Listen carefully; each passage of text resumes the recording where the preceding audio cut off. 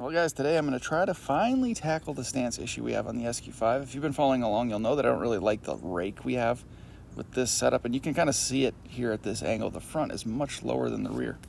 It handles well and rides pretty good, but this isn't really the look that I'm going for. It does have a pretty standard setup, which is the B8 Bilstein shocks paired with the H&R lowering springs, but for whatever reason, we got a pretty serious rake going on. I have a sneaking suspicion that the previous owner had these installed incorrectly or improperly, which is giving us this issue, but I'm going to try to remedy it with installing the 034 Motorsport lowering springs today. From what I've seen, they aren't quite as low, and I hope that they'll bring the front end up a little bit to level things out. It is kind of weird we're installing lowering springs to raise the front end of the car, but about 28 and a half, just over 28 and a half, 28 and 5/8. My biggest problem is the rear though, because it's just way too high. 30 and a half, 2 inches higher in the rear than it is in the front. That's too much rake. All four cars having a little bit of rake, but 2 inches difference between the rear and the front, it's just a little too much. Any car that has this stance with lowering springs, generally the rear springs got put on the front and the front got put on the rear. So I'm not sure what's going on here. We're gonna find out. Now, it doesn't ride too terribly bad actually, but that's not my problem. My problem is that we got new wheels coming next week. Big shout out to Motorsports LA. Really excited to be partnered again on this project. We're going with a little meatier tire setup. And the main thing though is the offset. We got a little bit more of an aggressive offset for the wheels. So I don't think we would have enough room here to clear. I'm pretty sure we'd be rubbing. In fact, the previous owner, when I actually test drove this car, had a little meatier tire setup on it, and it did rub around corners. So I know that ours would rub. I don't know. It's just got to be something done wrong here.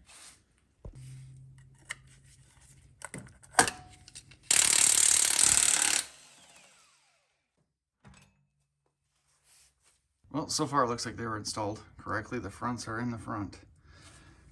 So, just trying to assess here, I think. I'm not gonna say anything. Disconnect the upper control arm.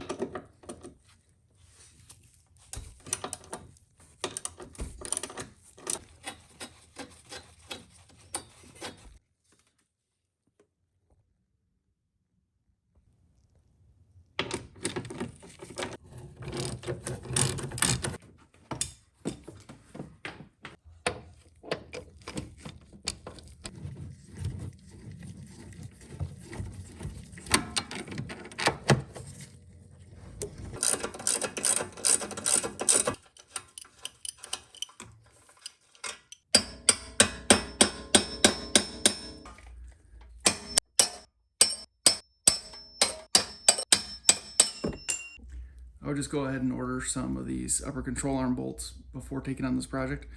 My passenger side bolt was bent like this too. I think whoever installed these H&R springs originally really had to force these bolts out, but I don't think they're supposed to look like this.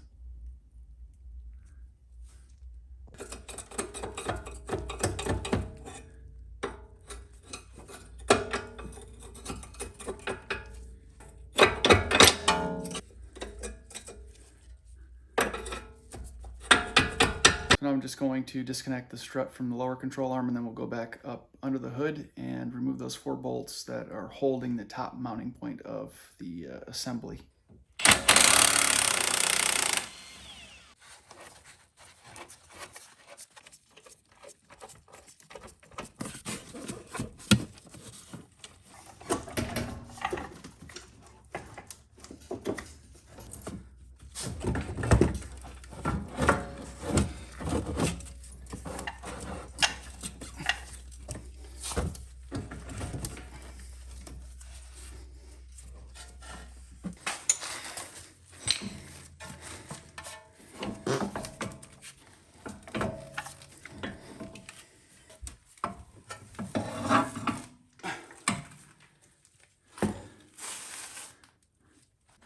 One issue that I feel like I'm noticing is, notice how this one is installed.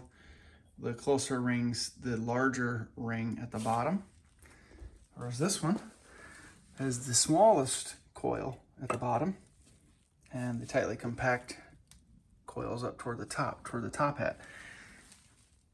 The words are right side up on the springs. I've seen springs installed with upside down words, so I don't really pay that much attention, but these are upside down. I guess it wouldn't make that much difference in terms of performance as far as how the spring acts, you know, when you're driving down the road. But the difference I would say it would make is how it mounts, you know, or how it seats. This looks like it's correct.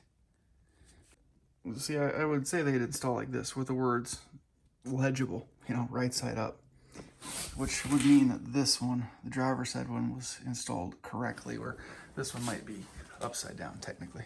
I'm still a little confused as to why it's so low in the front though. Again, this is a pretty common setup, the Bilstein shocks with the H&R springs, but why is there such a dramatic rake on this particular vehicle? I don't know what's going on there. We'll use these fun and exciting spring compressors. Compress the springs a little bit on these. With the lowering springs already installed, they're a much smaller spring anyway, so there's not a whole lot of pressure actually on them, preload, I guess you could say. So we don't have to compress them all that much. When we take an Allen key, stick it in there, and an angled box wrench, or an angled wrench, and get it on that 18mm nut in there. We'll ensure that this doesn't spin, because that spins the shaft of the shock.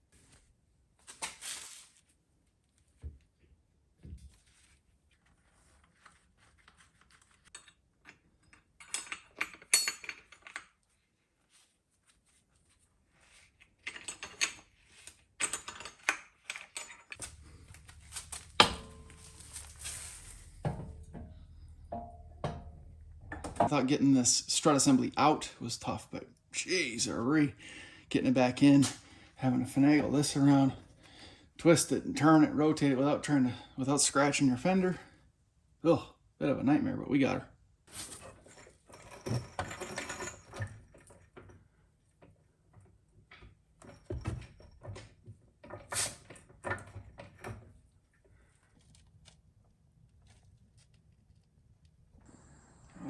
Here's the moment of truth. Let's see if we got a little better stance in the front.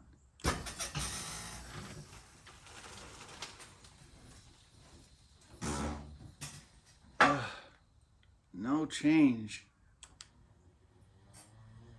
The wheels are disgusting, but the brakes are looking pretty sharp. Touch the rotors up. Nice layer of gloss black on the calipers. I think I am going to get a new pair of caliper covers.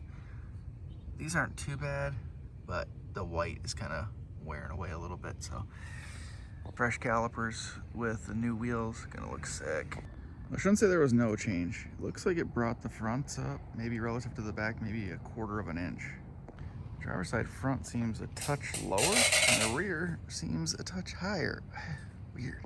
The rears weren't that difficult for me just because I already have lowering springs installed. So essentially just disconnect the bolt on the strut from the lower control arm and disconnect the sway bar, and that should just allow you to drop that assembly down enough to pull that spring out of there. Might be a little bit tight, a little bit more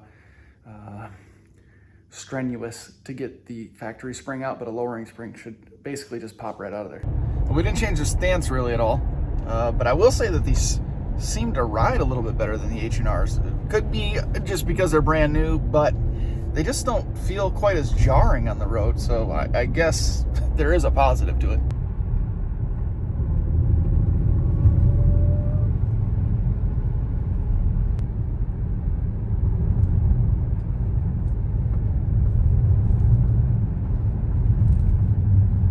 car seems to handle really good. Can't complain about that. The next step definitely has to be sway bars.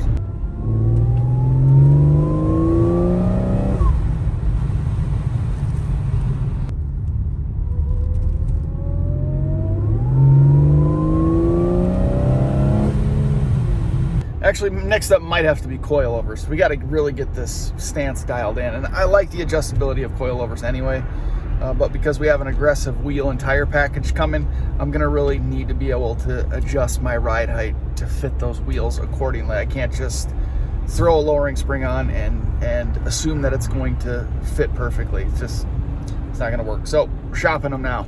I'm listening for clunking and clanking, weird noises and binding, and I'm not hearing any of that. So I think installation was a success. But again, I think coilovers is the way to go now. Should have just done that in the first place, to be quite honest. But, you know, I appreciate 034 Motorsport supporting this project and this channel. So I had to try out the springs. I'm happy with them. I got to say, they ride great. The car sits well. I don't know what the deal is with the rear being higher than the front.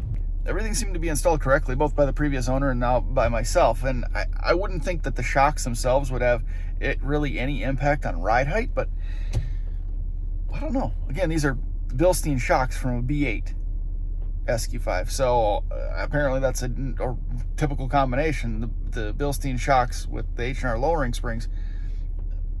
I don't know. Maybe I should have just put the factory shocks back in. It's always something and it never ends, but there's a lot more coming for the channel, guys. Wheels should have shipped today, so they'll be here soon. Gotta get some tires on order. We'll get them installed. They'll fit, they might rub, but we're gonna have to figure out the suspension setup. I appreciate you guys watching. I appreciate your continued support up to this point, and a big shout out again to 034 Motorsports for supporting the channel. I appreciate that more than words can say. Thank you guys again for watching this one. We'll see you in the next one.